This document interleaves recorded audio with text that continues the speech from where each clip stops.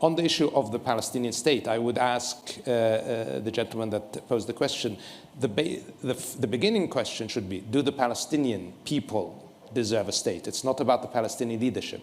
This is an issue of self-determination for the people of Palestine. So if we all agree that the people of Palestine deserve self-determination, and we understand that it is their desire to have a state of their own, then they deserve a state and they deserve to be recognized.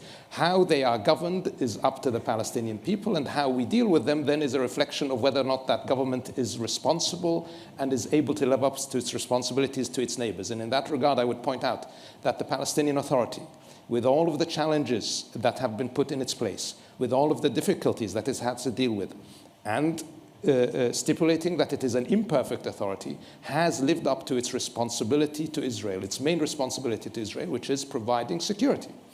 And even with the difficult situation that we face now, the West Bank has not been a source of threat to Israel's security. Nonetheless, Israel continues to actively undermine every day that same authority that has lived up to all of its commitments under Oslo.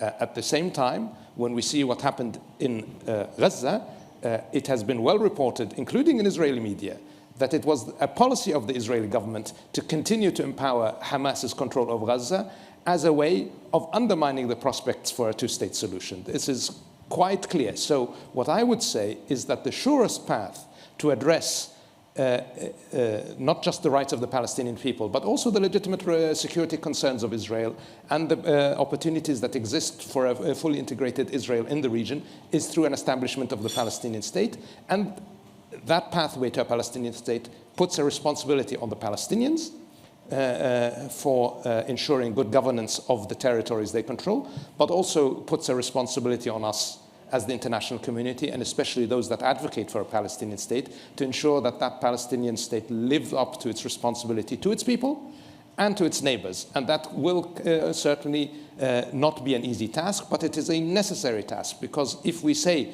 they are not ready, when will they be ready? It will never be exactly perfect. So we must start from the point that we all agree that Palestine deserves self-determination, and that comes through a state. I will also point out that they have a new government, and that government has made significant commitments to reform, which has been lauded by the international community. The status of President Abbas, of course, is also something that he has talked about before, and it's up to the Palestinians to decide. It's not up to us to tell them how to live their lives. We can only say, these are your responsibilities, you must live up to them. Thank you.